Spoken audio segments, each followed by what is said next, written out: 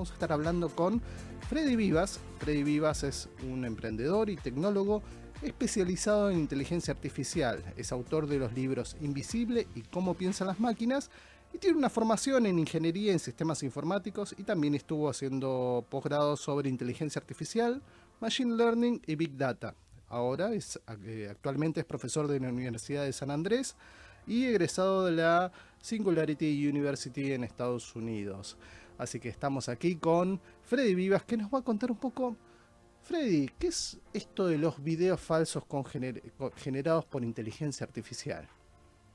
Bueno, ¿qué tal? ¿Cómo andás, Guille? Gracias por la invitación. Muchas Un gracias placer. por participar de esta charla, No, porque yo creo que muchos deben pensar que, bueno, tal vez es un programa, una aplicación. Entre nosotros podemos estar conversando y hablando mucho sobre esto, pero bueno, la sí, idea es empezar así como algunos términos que se hablan. Deepfake. ¿Cómo es que claro. surgió esta palabra? Viste que todos los años el diccionario de Oxford suele incorporar nuevas palabras. Esta es una Sí, palabra que hace un par de años apareció, emergió y ahora vuelve a aparecer con sí. fuerza. Yo creo que la primera vez que hablé de deepfakes fue, te puedo decir exactamente, debe haber sido 2018, más An- o menos. Antes de la pandemia. Sí, sí, sí, me acuerdo que escribí, trabajé en un artículo que ahora no me acuerdo en qué medio, pero que empezaba la palabra a aparecer. O sea, fake viene de falsedad, digamos, y deep es porque usa una tecnología específica de inteligencia artificial que se llama deep learning. ¿Y qué es esto? O sea, para los que están escuchando y por ahí no escucharon nunca el concepto, deep learning es una técnica de inteligencia artificial que utiliza, sería como aprendizaje profundo, ¿no? Y lo que hace es como que puede encontrar patrones específicos dentro de imágenes, de fotos o de videos, ¿no?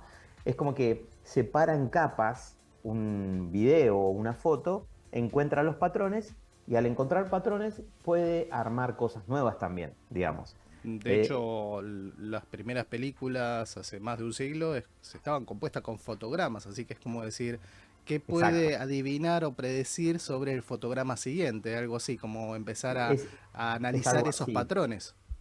Es algo así y es mucho más familiarizado, estamos más familiarizados de lo que creemos con esos conceptos porque, por ejemplo, cuando agarras tu celular y entras a la galería de fotos y le pones con el dedo, viste que apoyas el dedo encima de una foto y te marca el contorno de tu figura, y te dice querés borrar el fondo y querés cambiarlo, o querés resaltarle con luz a los rostros de las personas. En realidad todo lo que está haciendo así, la inteligencia artificial está utilizando su gran capacidad de encontrar patrones que por ahí para el ojo humano son muy difíciles de ver, como puede ser una diferencia de color del fondo, del color de la remera. Si estoy con un fondo negro y tengo remera negra, para una persona capaz que es más difícil, en cambio por la IA puede detectar algo bien específico de esa diferencia, ¿no?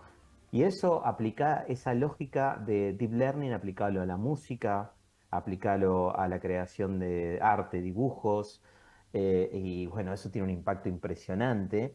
Y además, encima decirte que muchas de las lógicas que usan deep learning también hoy las tenemos en herramientas como ChatGPT, aunque es otro mundo, pero si hablamos de ChatGPT, usa un mismo tipo de algoritmos, que es lo que se conoce como redes neuronales artificiales, que desde los 40 existen como concepto, desde los 40.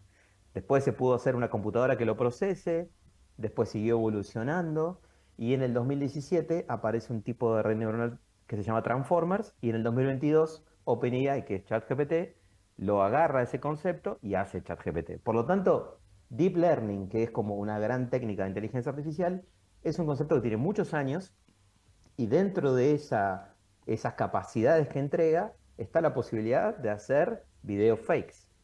Y eso es una cosa chiquita, ¿no? Es un impacto negativo del uso de estas aplicaciones que también se pueden usar, por ejemplo, para detectar una lesión muscular en una placa radiográfica. Se está usando en temas de salud. O sea, es interesante no caer en la generalización de los usos, ¿no? Como decir, bueno, la IA entonces o el deep learning es malo. No, no, no. Las aplicaciones pueden ser buenas o malas.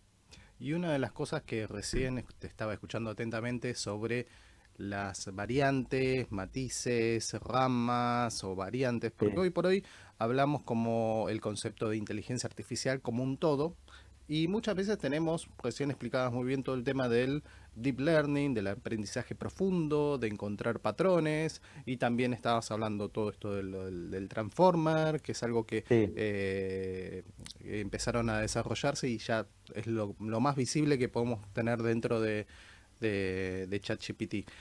Dentro sí, de todo esto que ya venimos hablando, vos decís, estamos hablando de deepfakes en 2018. más o De menos, sí. 2018 para esta fecha estamos teniendo un desarrollo muy acelerado de la inteligencia artificial. Entonces, Sí. ¿qué, ¿cuántas ramas o cómo podemos identificar de alguna forma qué es lo que estamos con lo que nos estamos manejando y lo que estamos viendo? ¿Ves como una, dos o tres grandes ramas, vertientes en donde digo, bueno, por aquí me voy Sí. ubicando y después voy viendo todas sus versiones, como para ir ordenando un poco esa idea? Sí, sí, yo creo que lo que pasó, pensemos que la inteligencia artificial como concepto tiene casi 70 años. O sea, el concepto de inteligencia artificial, si tenemos que ponerle una fecha, sería 1956, los 50, mitad de los 50. Y es una disciplina científica, o sea, directamente es una disciplina científica que depende de las ciencias de la computación. Eso es lo que es técnicamente. Ahora, mucha gente me dice, bueno, todo bien, Freddy, en los 50 estaba, pero ¿por qué ahora estamos hablando de eso? ¿No? ¿Por qué pasa Por qué ahora? irrumpió con tanta fuerza y podemos estar Claro, hablando en nuestra cena o almuerzo familiar sobre tal inteligencia cual. artificial? De hecho, pasan los asados y todo, es una locura. Yo nunca pensé que iba a pasar algo así.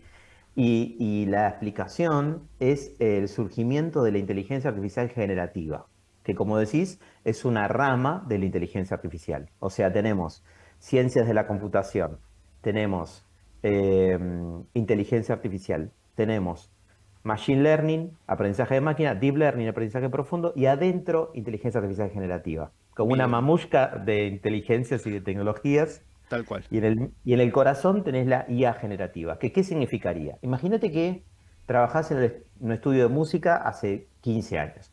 Hace 15 años había inteligencia artificial en el software de música. Entonces vos agarrabas, le tirabas una canción y el software de música te ayudaba, por ejemplo, a separar en canales la batería por un lado, la voz por el otro, la guitarra por el otro. ¿Y cómo lo hacía? Lo hacía porque encontraba patrones muy obvios, ¿no? Como para un oído más o menos afinado. Bueno, el bombo, la batería es bien grave, el bajo es bien grave, los podía separar.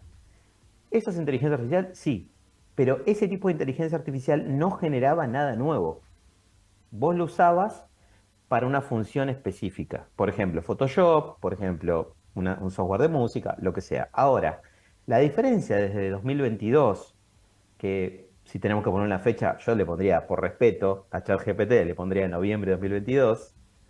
Desde ese momento en adelante, lo que empieza a pasar es que el software no solo hace procesos, identifica patrones, ejecuta cosas que yo le pido, le marco, sino que empieza a generar cosas nuevas, contenido sintético nuevo. ¿Contenido sintético qué es?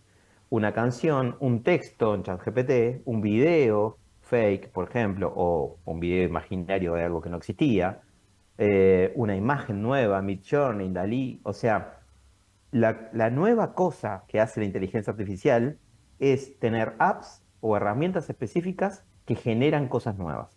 Y eso revoluciona el mundo, porque antes a mí me charlaba así hace 8 años en algún medio, así como estamos haciéndolo ahora, y yo decía, bueno, hay inteligencia artificial en todo, Spotify tiene un algoritmo de inteligencia artificial, Netflix tiene, Waze tiene, y yo daba ejemplos y me miraban como diciendo, ¿y a mí qué me cambia? O sea, no hago nada con De eso. hecho, una de las sensaciones que uno siempre tenía cada vez que conversaba con algún ejecutivo, con una empresa que presentaba el tema de estamos implementando inteligencia artificial, Claro. uno tenía cierta mirada escéptica sobre el tema, sobre qué Sí. valor me está incluyendo esta nueva tecnología, cuál era el diferencial, y era todo bastante vago en cuanto a las respuestas. Yo Sí. no niego que el valor que podía llegar a aportar por todo esto que Ujú. decías, las tareas específicas, puntuales, pero había cierto manto de escepticismo sobre esto, Sí. sobre esta implementación. Ahora no hay, no ocurre lo mismo.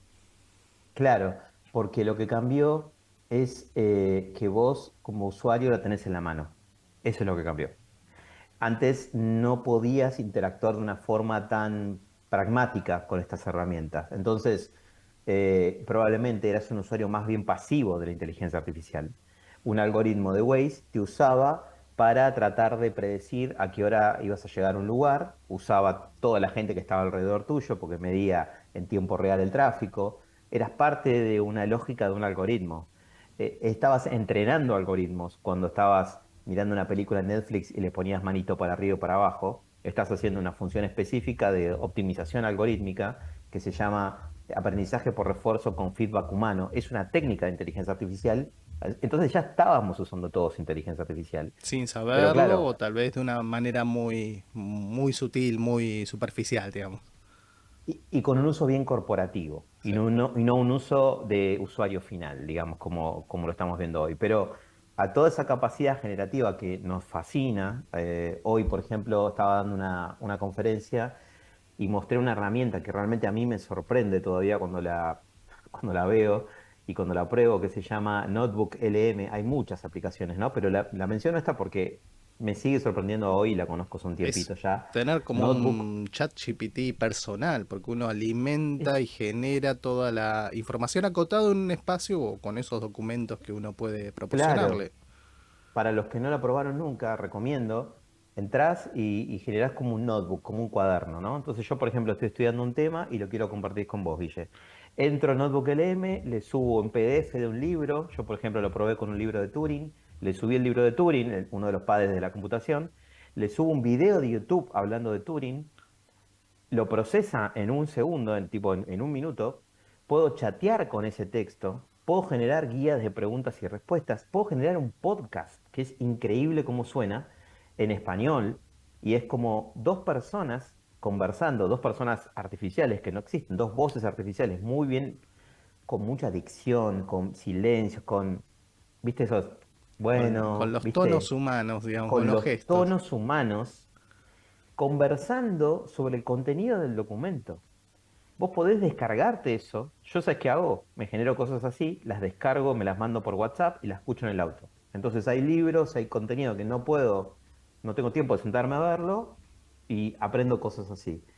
Hay un montón de aplicaciones, está Speechify, hay un montón de aplicaciones que se usan para eso, pero lo que voy es una herramienta. Cuando muchas veces me dicen, bueno, pero la IA te quita capacidades. Bueno, yo el otro día se lo mostré a mi hija esto, y ella estudia en la facultad, y me dijo, esto es espectacular para estudiar, es una forma más divertida de estudiar. Entonces digo, todo depende de cómo nos paremos frente a esto, ¿no? Y conocer las herramientas creo que es la mejor manera y entender los conceptos es la mejor manera para perder el miedo y abrazar el uso positivo. Bien, acá estamos hablando con Freddy Vivas, emprendedor y tecnólogo especializado en inteligencia artificial que en 2017 cofundó Rocking Data, una startup pionera en todo lo que es el trabajo eh, mach- de, de análisis de datos, de inteligencia artificial, de machine learning, todo lo que estuvimos Sí. hablando en estos minutos. Y una de las cosas que te quería consultar por tu experiencia y en el trabajo de asesorar empresas, organismos, corporaciones, es qué es lo que te piden cuando estás trabajando con este tipo de tecnologías, con un avance tan exponencial, tan acelerado. ¿Cuáles son sus Mm. expectativas y cuáles son, digamos, tus frenos de parte tuya conociendo Mm. todo el potencial que tiene la inteligencia artificial y el uso de los datos? Sí, mira, fue cambiando eso, es bastante dinámico, va cambiando también, yo uso un indicador que lo hablo siempre con la gente, es cantidades documentales del tema que hay en Netflix. O sea, cuando arrancamos en Rocking Data había creo que un material, un documental sobre datos, Era una ¿no? rareza. Era una rareza, ahora debe O haber por ahí podemos 12. tener la película del béisbol con Brad Pitt, pero y todo el También tenés esos contenidos, ¿no? Esa Moneyball que estás Moneyball, diciendo. sí. Pero tenés uno que es sobre sesgos específicos de Machine Learning, tenés sobre robots y armas autónomas que está relacionado. Bueno, tenés un montón, algunos que son bien educativos. Tenés los de inteligencia artificial que hizo Bill Gates, que soy muy fan del tema. O sea, hay un montón de material. ¿Y eso qué significa para mí? Se los digo siempre como un chiste, pero en realidad no es tan chiste, porque si está digamos, en lo cultural, cotidiano y popularmente cada vez es más común hablar de estos temas, claramente eso se traslada a las empresas. Cuando yo hablaba de inteligencia artificial bueno, yo estoy en ese mundo, el tema de data y todo eso, ponerle hace 16, 17 años más o menos, ¿no? Y cuando empecé Rocking Data en 2017-2018, me pasaba que yo iba a hablar y les decía, bueno, nosotros, por ejemplo, podemos entender en profundidad a tus clientes para hacerle recomendaciones. En vez de que le mandes 500 mails, que le mandes uno con una oferta que sea específica para ese cliente. Entonces, lo molestás menos y tenés más chances de que te compre. Cierra por todos lados, ¿no? Te estoy Sí. diciendo un ejemplo bien concreto. Y ellos me decían, bueno, pero no tengo los datos bien ordenados, no tengo esto, yo no soy Netflix. Yo escuchaba ese tipo de frases. Hoy, esos mismos que estaban antes dudando del potencial y dudando si iban a poder o no ellos hacerlo, hoy ya tienen un camino en muchos casos de 7 8 años de hacer proyectos de estos. Y eso es porque se animan y prueban, se animan a mejorar la calidad de sus datos, se animan a experimentar. Por supuesto, hay gente que se está subiendo ahora a la ola, ¿no? Se están subiendo en estos últimos años, cuando escuchan ChatGPT hasta por la sopa, Y dicen, che, ¿qué hasta, es esto? y hasta incluso pueden tener como el camino un poquito más, eh, la papa más pisada, por decirlo en alguna ¿Sabes? analogía, porque por ahí decimos, bueno, ahora Sí, tienen ChatGPT, los otros no lo tenían antes. sin duda, tenés razón. Eso se lo decía el otro día hablando con un grupo de empresarios pymes. A mí me preguntabas antes, ¿cómo hacer? Yo hacía esto en mi empresa, nosotros somos 50 personas, ¿no? Y mis equipos hablábamos siempre de cómo hacer para acercarle lo que hacemos a pymes, a empresas más chicas. Esto lo venimos hablando hace 5 años con mi equipo. Y la verdad que era difícil. En general, las empresas grandes solo nos contrataban, empresas, no sé, que venden combustibles, o empresas gigantes que venden bebidas o que venden lo que te imagines, pero en gran volumen, En una escala porque mucho más grande. exacto, porque tienen data, porque tienen muchos datos, porque tienen equipos para hacer campañas de marketing personalizada, porque tienen diferentes cuestiones, porque entienden el valor de esto. Y las pymes muchas veces venían, yo suelo participar, no sé, en congresos pyme, en eventos pymes, porque de hecho tengo una pyme, o sea que me siento un empresario pyme, entonces me gusta colaborar con lo que puedo aportar. Y muchos me decían, ¿y cómo hago? Y yo les decía, la verdad es difícil, porque ¿por dónde arranco? Me decían en la pyme. Y yo les decía, bueno, metete Google Analytics, trata de entender de dónde vienen tus clientes, usa bien Excel, hace modelos de recomendación básicas con estadística dentro de Excel, explicaba esas cosas, hacete un tablero en Power BI, mejorar los datos que te faltan, hacete un buen CRM. Yo daba esas recomendaciones, la verdad que no era lo que ellos querían. Ellos querían hacer machine learning, querían hacer modelos predictivos. Yo no se los podía dar. Ahora, es lo que vos decís, tenés unas herramientas increíbles y encima las pymes muchas veces tienen muchísima menos burocracia que una gran empresa, entonces capaz que el área que hace marketing son dos personas. Claro, tal cual.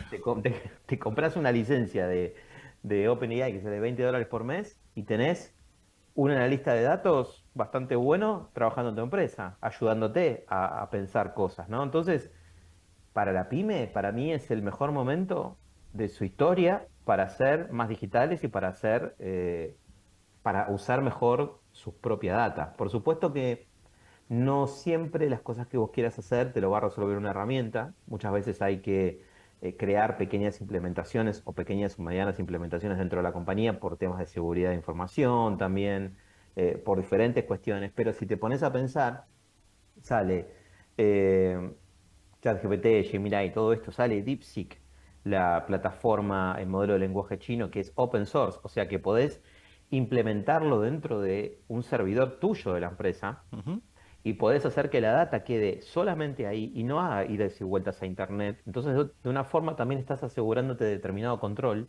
No digo que sea la opción correcta en todos los casos, pero digo, es una posibilidad más que hace un año y medio, dos, no existía. No, tal cual. Y además estamos hablando de poco tiempo en el que venimos desarrollando estos saltos. Cada vez son saltos en menor cantidad de tiempo y con un avance mucho más grande de lo que uno puede esperar en ese lapso. Así que es muy interesante y es muy sorprendente todo lo que va apareciendo. Sí. Y para ir un poco cerrando, podríamos seguir hablando un montón sobre estos temas, porque la verdad empezamos Hacemos con... otra, Guille. Cuando quieras Sí, hacemos otra. avanzamos con deepfakes y empezamos hablando sobre inteligencia artificial en pymes. Y te voy a llevar a una consulta porque por lo que vi también tuviste tu paso por los medios, o sea, tuviste una formación como periodista, estuviste en la Sí, Universidad de Loma de Zamora, de Lomas, sí, sí, en la licenciatura en periodismo, así que tenés sí, como una mirada de los medios sí, me interesa, me gusta, me clásica. gusta. Y también, de vuelta, todo no hemos hablado mucho del temor que existe con la inteligencia artificial y las fuentes de trabajo, y Mm, con las posiciones, con el reemplazo de las formaciones. Tal vez el tema justamente los medios es bastante particular porque estamos hablando de una tecnología que genera contenido en función sí, bueno, de nuestras peticiones, de los famosos prompts, de las órdenes que le sí. damos a estos sistemas, a estos servicios. ¿Cuál es tu mirada en función del avance de la inteligencia artificial con los medios, con algo que en su momento vos también lo viste desde otro lado, y cómo eso puede también aplicarse o afectar a otras industrias? Sí, es un tema que me encanta, la verdad. Es un tema que me apasiona. Personalmente es algo que me gusta siempre y a mí me cambió la vida, la verdad. Hice casi toda la carrera de periodismo en la Facultad de Lomas. Tengo mucho cariño por la universidad. Yo soy de Lomas de Zamora, del sur. Así que a mí me cambió bastante la cabeza, la mirada sobre, no sé, la investigación o los temas culturales o la redacción. Bueno, después escribir mis libros fue como, digamos, lo pude hacer solamente porque tenía esa formación, ¿no? Así que es algo que a mí personalmente me encanta y siempre que puedo participo en actividades de divulgación, me encanta. Y está, mirá, varios análisis. El otra vez justo hablaba, fui a la universidad a dar una clase a profesores de la universidad y justo hablaba con algunos y yo me acuerdo cuando empecé a estudiar periodismo en el año 99-2000, varias cosas. Primero que me anoté en un taller que se llamaba Periodismo Digital, que era como lo nuevo, Sí, para hacer páginas. en plena burbuja.com que ya había explotado, estábamos ahí en esa Exacto, reconversión de ese ecosistema inicial. exacto. Hice un blog, dije, esto me gusta, está bueno, es un mundo que se viene por ahí. Unos años después volví al mundo del periodismo de datos, que el mundo del periodismo de datos es muy interesante porque tienen digamos un concepto interesante que ellos saben hacer muy bien, los periodistas de datos, que es el data storytelling, ¿no? Es una Sí. conjunción entre contar historias con buenas narrativas, con buenas visuales y con buenos datos, ¿no? Entonces, tengo afinidad hasta en esos puntos. Y lo que pasaba, me acuerdo, fines de los 90, 2000, es que las posibilidades para trabajar en medios eran muy reducidas. Te lo digo, lo que yo vivía en ese momento como estudiante de periodismo en la Facultad de Lomas, ¿no? Las Sí. posibilidades de trabajo en periodismo eran tan reducidas que era entrar a uno de los dos diarios gigantes, trabajar en alguna de las cinco o seis radios que había, y después había cosas, por supuesto, locales y todo, y más si vivís en el conurbano, era como también sumar esa capa de complejidad, digamos, ¿no? Creo que ese escenario cambió un montón por la aparición de medios como este en el que estamos hablando, que está buenísimo. Eh, un montón de opciones de streaming, gente haciendo contenido desde la casa. Creo que hay como, si lo miramos desde el análisis de la profesión, creo que es lo que pasó, digamos, ¿no? No sé qué opinas vos, pero Sí. pasamos de esta cantidad de opciones a esta cantidad de opciones. Sí, yo Después creo se puede que hablar se bajó mucho de... la barrera de ingreso a que todas las personas Sí, puedan empezar a experimentar y a sí, empezar a hacer valer su trabajo y a poder exponerlo.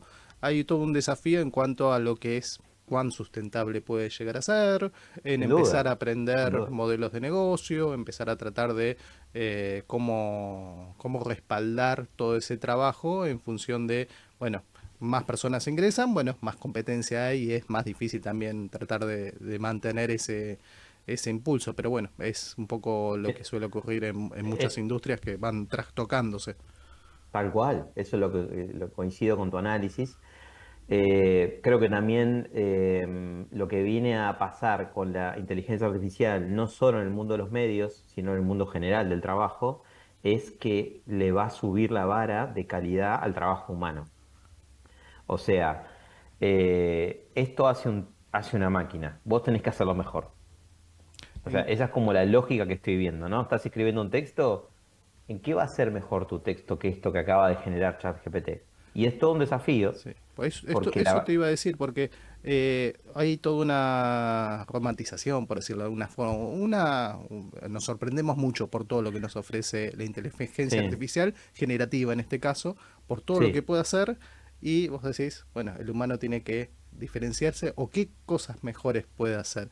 En ese punto, a veces uno siente como que está un poco apabullado. ¿En qué puede Ujú. ser mejor un humano frente a la inteligencia artificial? Para mí en un montón de cosas, pero si hablamos de esto que estábamos charlando, eh, por ejemplo, el otro día no me acuerdo dónde fue que vi un video que se hizo viral de un político, o sí, creo que era un político dando un discurso y abajo de lo que estaba leyendo estaba el texto del prompteo de ChatGPT. Y vos decís, lo leyó, ¿no? Y vos decís, nadie chequeó ese texto que le dieron al político para que, obviamente él no lo va a chequear, ¿no? Se va a subir al escenario y lo va a leer. Entonces, aparecen nuevas cuestiones, ¿no? A mí me pasó hace no mucho que estaba en un equipo de marketing dando unas clases de esto y una persona del equipo me dice, mis clientes era community manager la persona, y me dice, no quieren que use textos de ChatGPT, de inteligencia artificial. Le digo, ¿por qué? Porque dicen que son muy genéricos, me dijo. Y le digo, obvio, son genéricos. Tu trabajo es hacer que dejen de ser genéricos. Si lo vas a usar para inspirarte, para generar una estructura de un texto, después tenés que agarrarlo y pasarle tu impronta, tu tono, el tono de la marca, tus vivencias, tu diferencial. Ahí está para mí, ¿no? Yo lo veo en el mundo de la literatura. O sea, yo hice mi libro el primero con el prólogo hecho con GPT en el 2019-2020, que me pareció algo innovador, divertido, listo. Después mucha gente me dijo, el segundo lo haces todo con IA, ¿no? No, no usé ni una línea de código hecho con IA. Cero. O sea, dije, es lo que quiero hacer yo. ¿Por qué voy a depender de una máquina de lo que pretenda escribir una máquina? Si es lo que yo quiero comunicar algo. Yo tenía ideas mi segundo libro es de ciencia ficción, ¿no? Y son historias que yo pensé en el auto, que soñé, que charlé con mis amigos. ¿Por qué le voy a pedir a una máquina que las haga, ¿no? Me parece que lo que nos diferencia, primero, todo nuestro background, nuestro conocimiento, nuestra experiencia y además nuestro propósito. ¿Qué queremos decir? ¿Cómo lo queremos decir? Bueno, eso creo que es un desafío porque no sé si todo el mundo lo tiene claro, pero todo el mundo va a tener que planteárselo, ¿no? Si estás escribiendo contenido, ¿qué es lo que querés decir? Y así como eso, creo que aplica a muchas industrias. Totalmente, coincido. Así que estuvimos aquí en conversación con Freddy Vivas, emprendedor y tecnólogo especializado en inteligencia artificial y por supuesto sobre todo el impacto que tiene esta nueva tecnología, esta, bueno, no nueva, pero digamos esta disruptiva tecnología, porque ya tiene más Sí, de medio siglo de vida, pero bueno, sí, esta capa emergió en medio de nuestras vidas de una forma tan fuerte y tan vivida que bueno, nos plantea estos desafíos. Así que muchísimas gracias por esta conversación y por supuesto un vamos a estar placer. hablando mucho sobre estos temas en futuras emisiones. Cuando quiera, Guille, un abrazo grande. Un gusto, abrazo.